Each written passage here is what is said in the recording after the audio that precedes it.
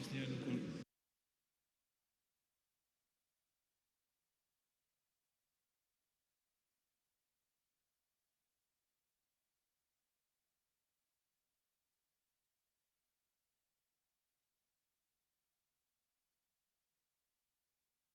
Të nderuar deputet të Kuvendit të Republikës së Kosovës, i nderuar kryeministër Kurti, kabinet qeveritar, të dashur qytetarë të Republikës së Kosovës dhe media të shumta që po e përcjellni vazhdimin e kësaj seance të jashtëzakonshme.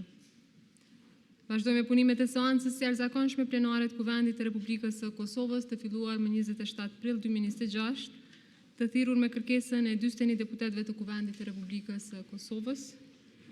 Siç po e shihni, jemi në minutat e fundit të zgjedhjes së presidentit të Republikës së Kosovës, apo thënë më sakt, në minutat e fundit të kësaj legjislature, të legjislaturës së 10 të Kuvendit të Republikës së Kosovës. Dhe përkundër thirrjes së vazhdueshme, edhe në seancën e filluar dje, edhe në seancat e sotme, pra thirrjes që deputetët e Kuvendit të Republikës së Kosovës të jenë të pranishëm në seancë të jashtëzakonshme me të vetmën pikë të rendit të ditës, zgjedhjen e presidentit të vendit. Siç po e shihni, opozita, deputetët e PDK-s, LDK-s, AK-s, Listës Serbe, Duda Balje, Adem Hoxha, pra nuk janë të pranishëm as në këtë seancë, pra as në përpjekjen e fundit për ta zgjedhur presidentin e vendit sipas obligimeve kushtetuese. Në ndërkohë po presim në qoftë se deputetët i përgjigjen pozitivisht thirrjes time dhe i lënë anash barikadimet e i kthehen konstruktivitetit dhe interesit qytetar. Dhe pikërisht kjo është arsyeja pse në vazhdimsi që nga dita e djeshme i kam bërë thirrje deputetëve të Kuvendit të Republikës së Kosovës që të jenë të pranishëm dhe t'i adresojnë obligimet e tyre kushtetuese. Qytetarët ata i kanë votuar që të vinë këtu, të flasin hapur, të votojnë për kundër apo abstenim dhe jo që të mbesin korridoreve të Kuvendit të Republikës së Kosovës. Sepse siç e dim, ata janë këtu në ambientet e Kuvendit të Republikës së Kosovës gjatë tërë ditës dhe në asnjë moment nuk e kanë parë të arsyeshme të përgjigjen pozitivisht ftesës për një pikë të vetme të rendit ditës shumë të rëndësishme për qytetarët e Republikës së Kosovës, e që është zgjedhja e presidentit të vendit. Dhe me drejtë kemi konsideruar dhe kemi mirë pritur certifikimin e zgjedhjeve të 28 dhjetorit. Menjëherë konstituuam Kuvendin e Republikës së Kosovës, menjëherë në po të njëjtën ditë ky kuvend zgjodhi qeverinë, miratuam buxhetin, shumë marrëveshje ndërkombëtare dhe një mori ligje shumë të rëndësishme. Pra dinamika e kësaj kohe Kuvendit të Republikës së Kosovës ka qenë mbreslënse e unë këtu sot derisa presim i falenderoj stafin e Kuvendit të Republikës së Kosovës për një punë shumë të madhe, të jashtëzakonshme, shumë profesionale, që kanë bërë shërbim të deputetëve dhe interesave të qytetarëve.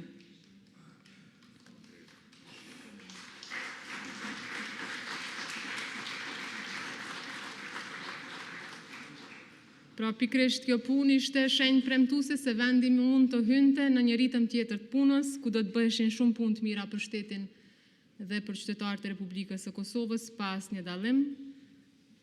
Prandaj kjo rrugë e nisur mbar nuk e meritonte që të ndërpritej. Ka pas përpjekje serioze për zgjedhur presidentin e vendit, për të shmangur zgjedhjet e parakohshme në Republikën e Kosovës, por siç e keni parë dhe siç po e shihni, fatkeqësisht mungon vullneti i deputetëve të Kuvendit. Si kryetare e Kuvendit kam vepruar në përputhje të plotë me kushtetutën dhe përgjegjësitë e mia. Ato që më takojnë, pra të bazuara në kushtetutë, në rregullorën e Kuvendit, duke ndërprer seancën me qëllimin e vetëm që të vazhdojmë sot disa herë në funksion të përmbylljes pozitive të këtij procesi duke e zgjedhur presidentin e vendit, por edhe përkundër kësaj jam ballafaquar me akuza që po e cenoj rendin kushtetues, po bëj puç institucional e gjithçka që ju ka rënë në mend. Por siç duket, krejt kjo ka qenë qëllimi që të krijohet konfuzion, tension, të dëmtohet imazhi apo legitimiteti i institucioneve të Republikës Kosovës. Të paktën ata që kanë akuzuar për puç, cenim trendit e çka s'ju ka rënë ndërmend, të duhet që të kërkonin falje publike. Po i presim deputetët, sepse i kemi edhe disa minuta në dispozicion, 40 minuta. Nëse në ndërkohë dikush ka për të thënë diçka, mund ta bëj. Unë asnjëherë se kam me zauruar raundin e parë, siç e dini. Çdo seancë ka qenë publike, shumë publike, sepse mediat në vazhdimsi e kanë përcjell këtë seancë, kanë xhiruar, janë transkriptet e kësaj seance. Prandaj falenderoj edhe mediat që kanë qenë vazhdimisht. Pra në ambientet e kuvendit e në seancat plenare, kështu do duhet të bënin edhe deputetët, por ja që nuk e kemi një situatë të tillë, veç me ju marr juve gazetarëve me ju sjell këtu në ulëset e deputetëve të opozitës. Po presim pra edhe derisa edhe pak minuta.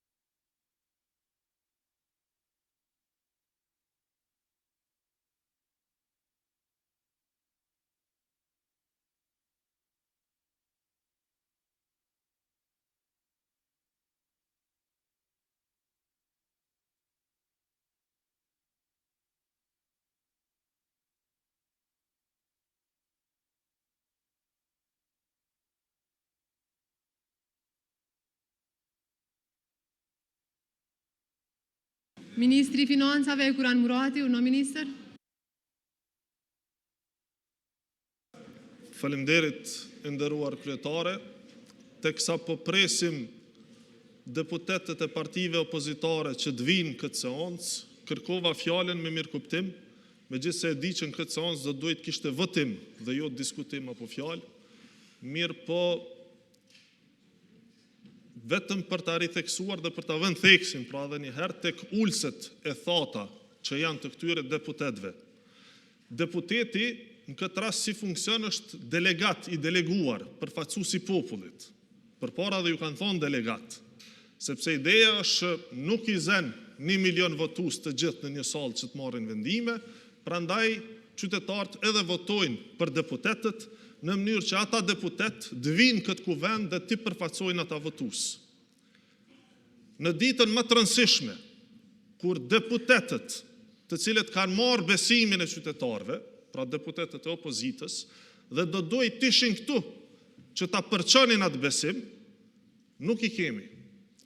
Ulset e tyre janë të thata dhe ata nuk e përfaqësojnë qytetarin i cili i ka votu.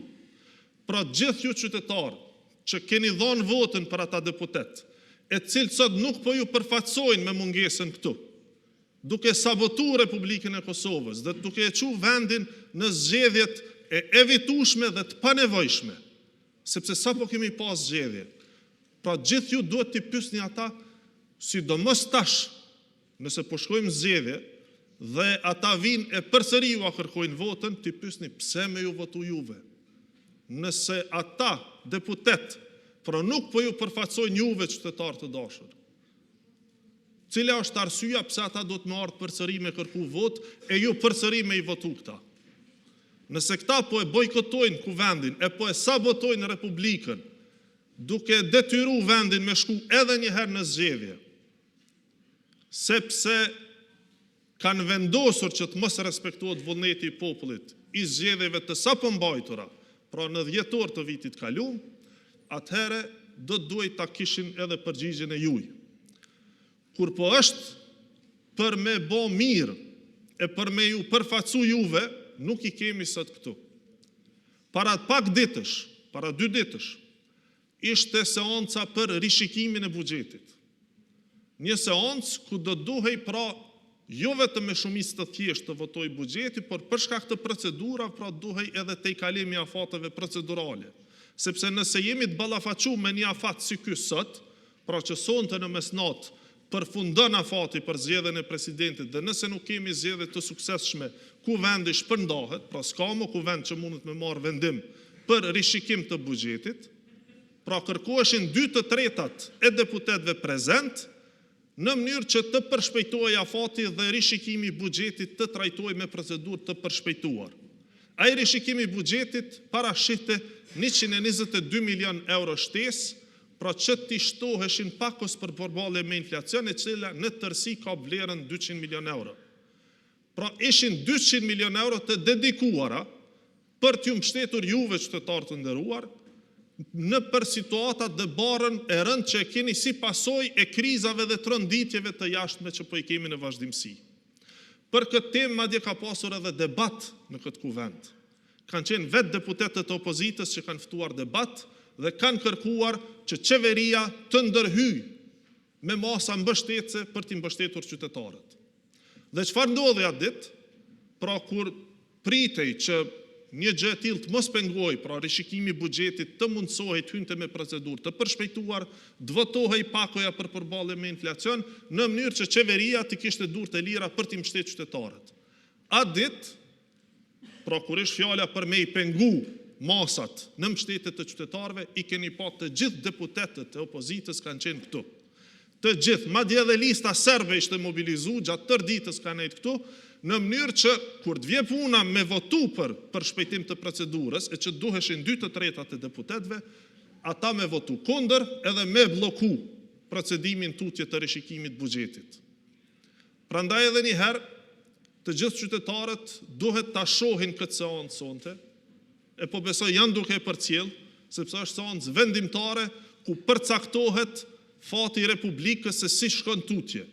Pra apo respektohet vullneti qytetar i dalur nga zgjedhje të lira i 28 dhjetorit, apo po merret peng fati i Republikës dhe kësaj pra po detyrohet vendi për shkak të procedurës dhe për shkak të bojkotit, pra detyrës që nuk po e kryen përfaqësues të juaj të cilët i keni votu, vendi detyrohet me shku edhe një herë në zgjedhje dhe le që s'mundet me ju ndihmu qytetarëve se pakon mbështetje e bllokun, po do të ketë kosto shtesë spaku 10 milion euro për zgjedhjet e reja e do të ketë kosto shumë më të madhe shtesë si pasojë e mos funksionimit të kuvendit e si pasojë e mos miratimit të reformave që parashihen me planin e rritjes. Ju e dini sa zhurma është bë për ta miratu planin e rritjes së Bashkimit Evropian. 882 milion euro. Dhe shumë mirë e shumë falemderit edhe deputetëve të opozitës që e votuan planin e rritjes e ratifikuan, sepse nevojiteshin 2/3 e votave. Mirë po ai ka qenë vetëm hapi i parë. Ato 882 milion euro janë të gjitha të lidhura me reforma të caktuara. Pra është një plan i reformave të cilat duhet të arrihen, pra të miratohen në kuvend, njëra pas tjetrës, pra ligje të caktuara, e të cilat nëse nuk miratohen, një pjesë e tyre, pra kanë afat skadence deri në qershor, humbin ato para.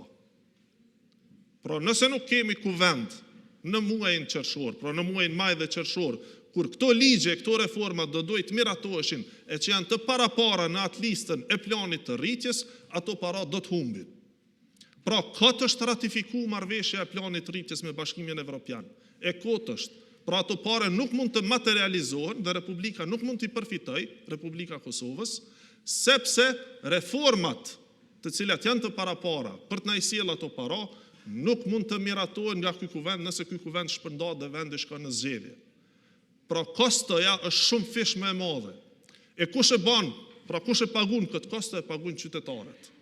E krejt kjo është pasojë e papërgjegjshmërisë totale të deputetëve opozitar, të cilët pra po vazhdojmë të shohim që ulset i kanë të thata dhe nuk po e respektojnë vullnetin as të votuesve të tyre.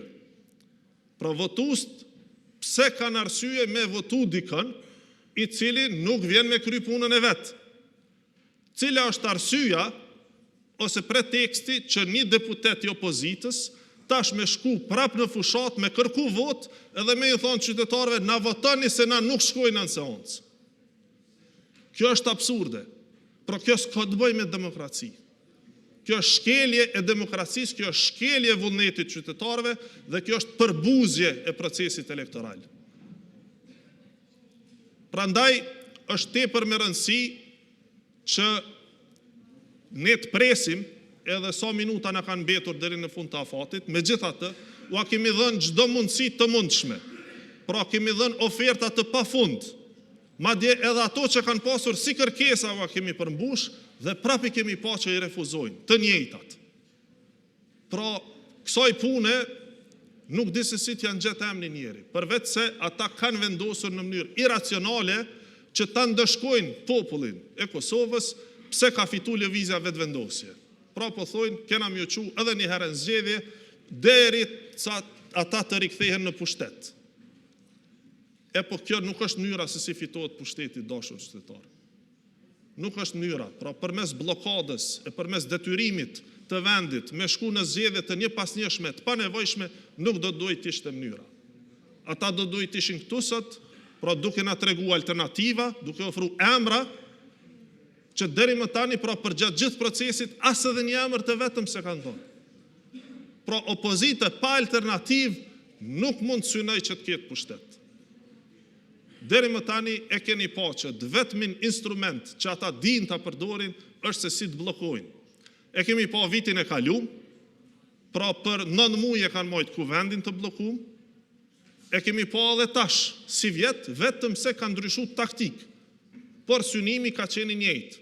Madje njëri nga ta e tha dhe në një emision, tha, na keni pa vjet, tha qysh jemi sjell me taktik tjetër, folte pra për votuesit të tyre, e na keni pa edhe si vjet që kemi ndru taktik, tha kështu që votuesi duhet ta vlerësoj cilën pedon, po taktika apo strategjia dhe objektivi është i njëjtë. Unë nuk di se çfarë të shtoj më tepër për këtë temë, sepse më të vërtet është zhgënjyse me pa se si qytetarët që kanë deleguar, pra kanë deleguar vullnetin e tyre tek përfaqësuesit e tyre, Këtë rast nuk po përfaqësohen.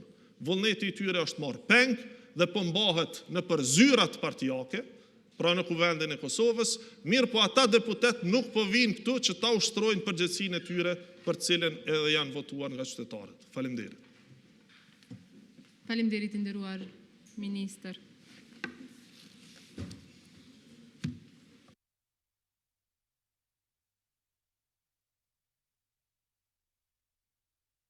Në ndërkohë po I thras grupet parlamentare PDK, LDK, AK, Lista Serbe, Duda Bali, Adem Hoxha.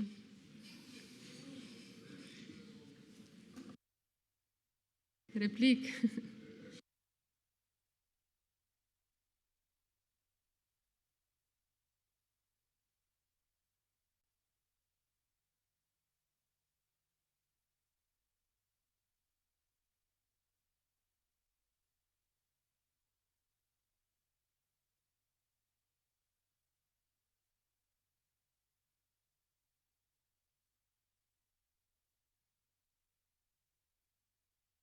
Para një viti, në ditën e njëjtë kemi pas situatën e njëjtë. E kundërshtojshin atë kohë emrin tim, pra kandidaturën time si kryetare e kuvendit, e tani po e kundërshtojnë Peride Rushitin. Duke që s'pon e marrin seriozisht vullnetin e qytetarëve dhe kjo është shumë gabim. Për më tepër, si që kemi theksu, zgjedhjet I kushtojnë mbi 10 milion euro buxhetit vendit, por edhe më shumë se kaq nga mungesa e institucioneve humbin edhe 10 milion euro. Mbi të gjitha, zgjedhjet e reja nuk e zgjedhin situatën vetvetiu. Ato vetëm e shtyjnë vendin në një rreth tjetër pritjeje, shpenzimi dhe pasigurie institucionale.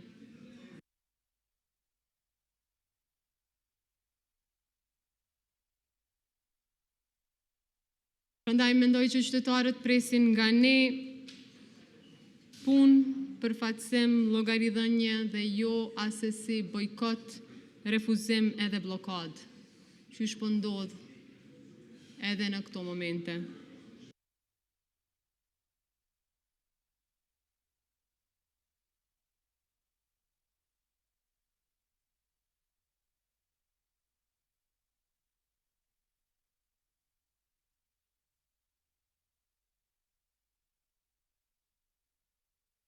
Patjetër, kryeministër, urnoni.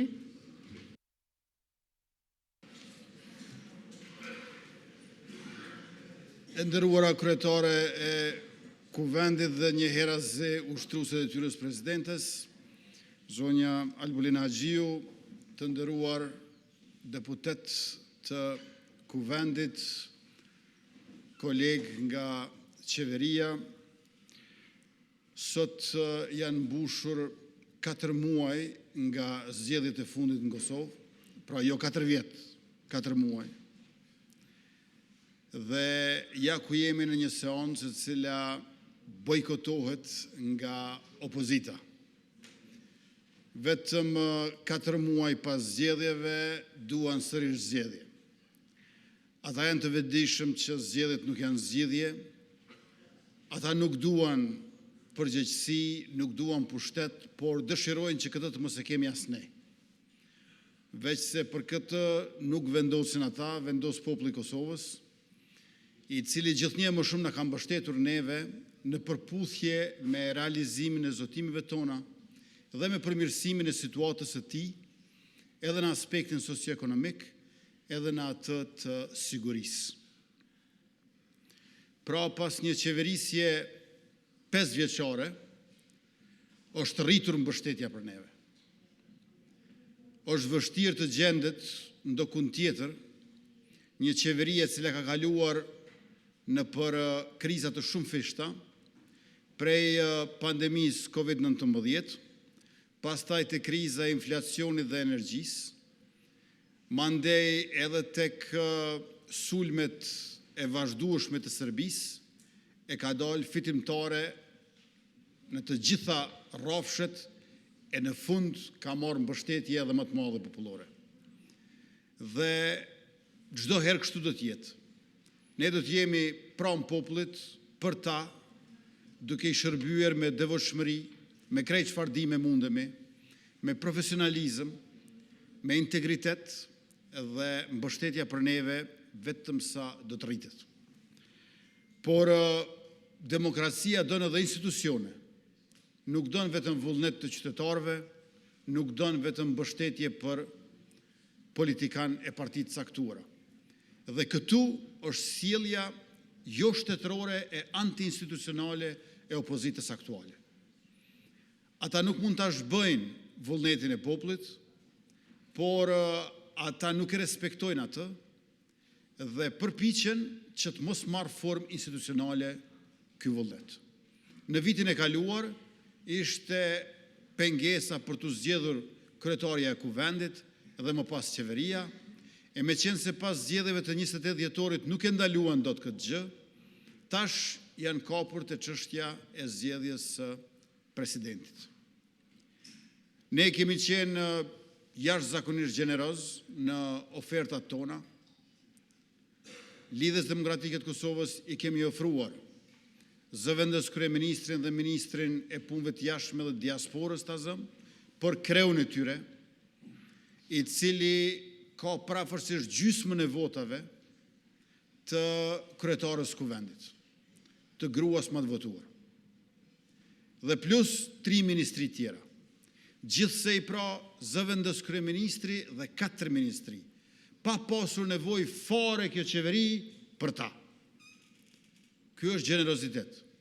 Sepse nuk kemi kërkuar vot për Glau Konjufcën ose për Fatmire Mulhaxha Kolçakun, por kemi kërkuar vetëm vot.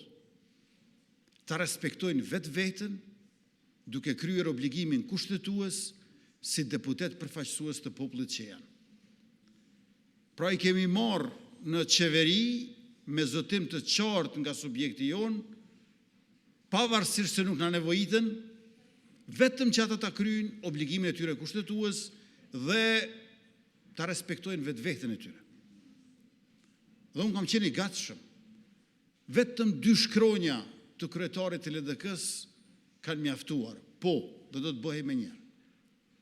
Madje edhe në një situatë kur sërish nuk e dinim a do të mund ta zgjedhim presidentin. Për shkak se edhe bashkë me LDK-n jemi në prag të këtij numrit prej 80 deputetëve. 79, 80, 81 që e bën shumë të vështirë garancinë për të zgjedhur presidentin. Vazhdimisht na thuaj që nuk mund t'i keni të 3 pozitat. Pra nuk është çështja që ta marrin zëvendës kryeministrin e 4 ministri. Çështja është që nuk dëshironin që lëvizja vetëvendosje, paçka se i ka fituar zgjedhjet me 51.1%, t'i ketë të 3 pozitat e larta shtetërore. Edhe kësaj ja kemi gjetur zgjidhjen. Edhe ky jo problem, edhe kjo vështirësi në sytë e tyre e pati i laçin tek ne. Tham po e bëjmë rokadën. Nën kryetari juaj ose kryetari juaj le të bëhet kryetar kuvendi e Albulena Haxhiu bëhet nën kryetari kuvendit. Than nuk e pranojmë, sepse ju e deshkeni presidentin me çdo kusht. Pra kur mendonim që ne nuk do ta afrojmë asnjërin prej 3 pozitave kryesore, kërkonin që të mos i kemi 3 pozitat kryesore, e kur ne hoqëm dorë që të kemi të 3 pozitat kryesore, atëherë thanë, jo, po ju nuk bën ta keni presidentin. Njësoj edhe PDK-ja. I ofruam rokadën midis nënkryetares aktuale Qitaku ose kryetari i tyre Hamza të bëhet kryetar kuvendi e Albulena të bëhet nënkryetare, e refuzuan. Nuk e pranuan as këtë gjë. Ndërkohë që refuzonin në takimet, pashka se neve na patën thënë që kur të vijë aktgjykimi i gjykatës kushtetuese do të mund takohemi, pasi që pritej aktgjykimi i gjykatës kushtetuese lidhur me dekretin presidencial, i cili ishte një orvatje për ta shpërndar në mënyrë jo kushtetuese kuvendin e Republikës, përkatësisht legjislaturën e 10. Nuk pranuan as rokad për brenda kryesisë kuvendit, nuk pranuan as poste qeveritare, sepse realisht nuk kishin kërkesa për vete, kishin inat për neve, kishin mlef ndaj neve, por këto nuk janë probleme që unë mund t'i shëroj. Atë që së ka dhënë populli, s'ua japim dot ne, ndërkohë që në fakt nuk kërkonin asgjë. Kërkonin që neve popullit mos na jap atë që tashmë kishte ndodhur. Mbështetja masive, fitoria rekord për neve. Dhe sot që jemi këtu,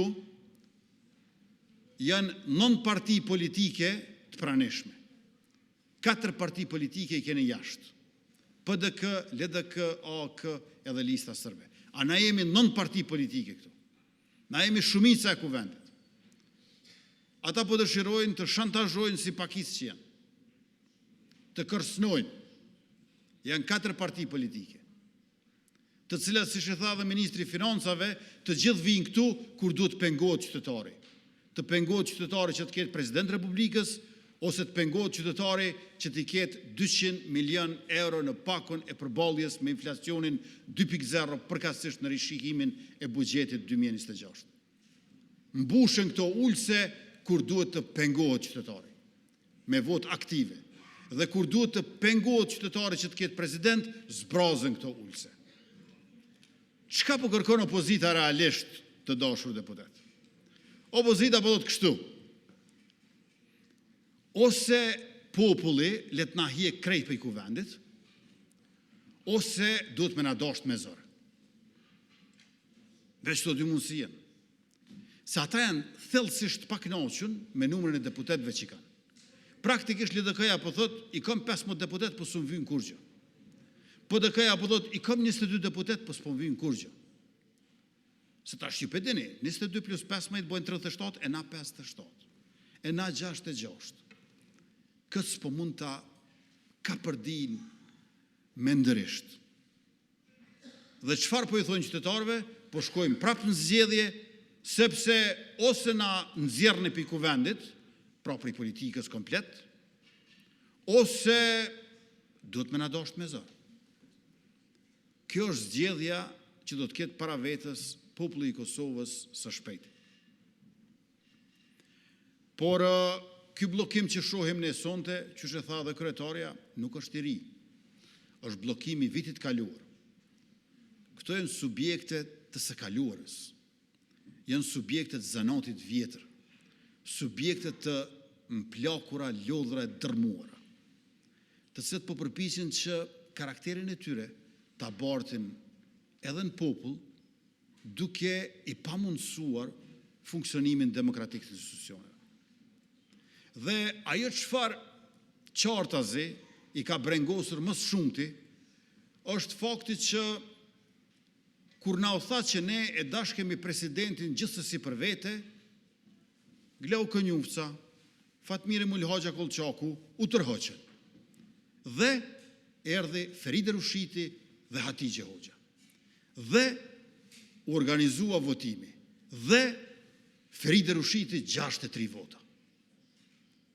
Pra, Republika e Kosovës praktikisht e ka president. Ajo çfarë s'ka, nuk e ka konstruktivitetin elementar të opozitës për këtë gjë. 63 vota, Kosova ka president. Feride Rushiti është e gatshme dhe gatishmëria e saj është nder për Republikën e Kosovës dhe për neve si përfaqësues, si politikan, si deputet e si qeveri. Unë e falenderoj doktoreshën Feride Rushiti që si lidere e shoqërisë civile ka pranuar të kandidohet. Dhe unë ju falenderoj gjithë juve për mbështetjen që ja keni dhënë dhe 63 vota që tregojnë se Kosova mund të ketë presidentin të re. Por, të nderuar deputet, Kosova për të pasur presidentin të re duhet të ketë opozitë të re. Opozita është e vjetër. Kjo opozit mundet me sjellë në i ftyrë të re, por zanatin e karakterin e ka të vjetër. Prandaj edhe janë në rëmje të lirë. Janë duke rënë vazhdimisht në për ciklet elektorale. Sa ma shumë që mohën zgjedhje, aq ma poshtë po shkojnë. Dhe asnjë mësim nuk po e nxjerrin. Për besë do të ishin qesharak, sikur të mos ishin të gjorë. Kjo të ishte një komedi e bukur, sikur mos të ishte gjithë ky mjerim politik. Po edhe mjerimi politik në fund nuk është ndonjë e zezë e pakapërsyeshme. Ajo çfarë e bën të pafalshme, e rrjedhimisht pakapërsyeshme, janë ato dhjetra miliona euro që i humb Kosova për shkak se duhet të organizojë zgjedhje të panevojshme dhe për shkak se si bën dot reformat dhe nuk merr mbështetjen financiare nga bashkësia ndërkombëtare, për cilën kemi aq shumë nevojë e që besa edhe të drejtë dhe e meritojnë. Ky është problemi që e kemi me destruktivitetin e opozitës. Sepse çështjet e imazhit e të shijes edhe te i kalohen. Edhe të qeshurat e mjerimet ka përcehen. Mirë po, koha e humbur dhe parat e shkuara dëm janë të pakthyeshme. Prandaj qytetarët e Republikës do ta kenë shumë parasysh këtë situatë në të cilën ka deputet totalisht papërgjegjshëm për popullin e Kosovës dhe Republikën tonë. Ne aktualisht kemi më shumë pushtet se sa sonte ta kishim edhe formalisht Feride Rushitin, presidentit Republikës. Unë jam kryeministri i Republikës, Albulena Agjiu është kryetare e Kuvendit, Albulena Agjiu është ushtruese e detyrës presidentes, pra 8 pozitat ne i kemi. Ata thonë se kjo është e papranueshme për ta, në ndërkohë që ata na kanë vullos neve në të 3 pozitat.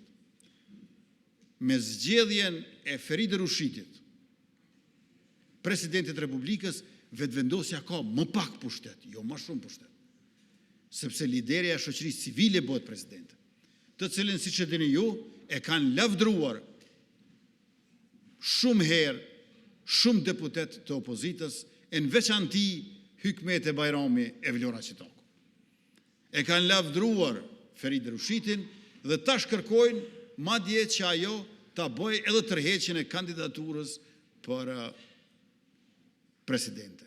Merrni me mend iracionaliteti, pa logjikshmëria e tyre, sa poshtë ka rënë dhe sa e pa shpresë është. Ne kërkuam prej tyre paraprakisht që të na i sjellin 3 kandidat, PDK e LDK, që së bashku mund ta sjellin realisht veç një kandidat. Por le t'i sjellin 3, ku ata propozojnë e na mbështesin. U refuzua. Prej refuzimit të kandidatëve konsenzual e deri tek kandidatja Feride Rushiti, ne propozojmë, ata refuzojnë. Dhe krejt në fund, unë bisedova edhe me profesoreshën Hatigje Hoxha, nga e cila kërkova një përpjekje të fundit që ajo të tërhiqet nga kandidatura dhe ju të nderuar deputet të mund të jepni votat në nënshkrimet përkatësisht, e mandej edhe votat, por 2 kandidat që do t'i kemi, ku njëri nuk do t'ishte më Hatigje Hoxha, po bashkë me Feride Rushitin do t'ishte një kandidat i LDK-s. Ju e dini që ata i kanë 15 deputet, 15 vota, 15 nënshkrime në rastin më të mirë, dhe këtyre do të mund t'ja bashkangjigjshim edhe aq sa i nevojiten, për shembull 15, dhe nuk do të kishte sërish asnjë kandidat të lëvizjes vetëvendosje, veçse nga shoqëria civile dhe nga LDK-ja. Ju e pat që kryetari i tyre as nuk denjoj t'jap përgjigje. Njësoj siç nuk më është përgjigjur as kur i kam shkruar mbrëm. Është një lloj mbyllje është një lloj vetëmjaftueshmërie të çuditshme, e cila veç shërbim publik nuk është. Dhe tash ndodhemi në këtë pikë në të cilën natyrisht ne s'kemi se çfarë bëjmë më shumë. I kemi provuar që të gjitha. Nuk mund ta gjeni një subjekt politik më gjeneroz se sa subjekti ynë, vetëvendosja me partnerët e saj, Guxo dhe Alternativa dhe me partitë e respektuara të pakicave me të cilët bashk e krijojmë mazhorancën prej 66 deputetëve. Ne këto oferta i kemi bërë së pari në takime, në komunikime e më pastaj edhe publik.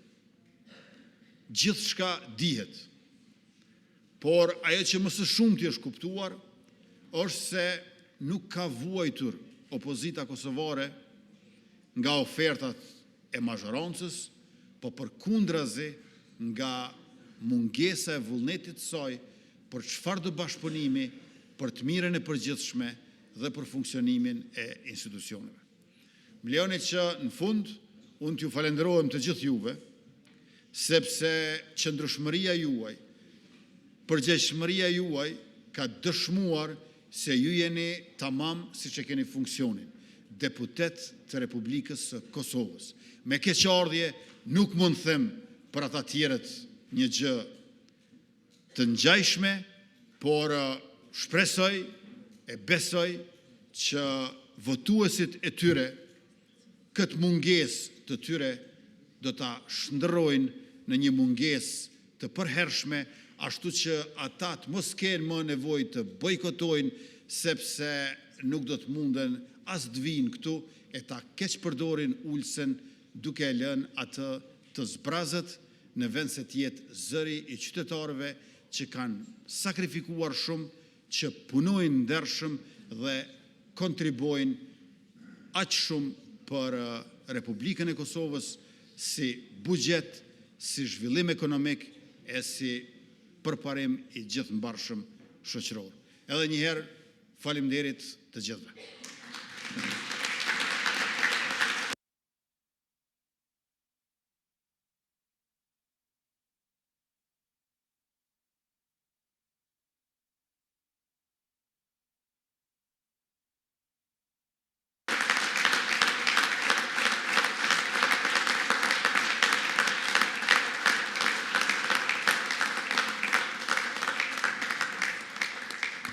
Faleminderit i nderuar kryeministër, po përpiqem mos me mbajt më shumë se 1 minutë sepse na çojnë në gjykatë kushtetuese. Me ndispresi nesër veprimin e parë, nëse jo sonte me na dërguar në gjykatë kushtetuese, dashur deputet, shumë nderuar e dashur qytetarë të Republikës Kosovës, media që po e përcjellni këtë seancë, staf i Kuvendit të Republikës Kosovës. Kjo seancë shënon fundin e këtij procesi dhe fundin e kësaj legjislature, fatkeqësisht, sipas aktgjykimit gjykatës kushtetuese, Kuvendi konsiderohet i shpërndar dhe zgjedhjet do të shpallen brenda afatit kushtetues. Mirupafshim e natën e mirë.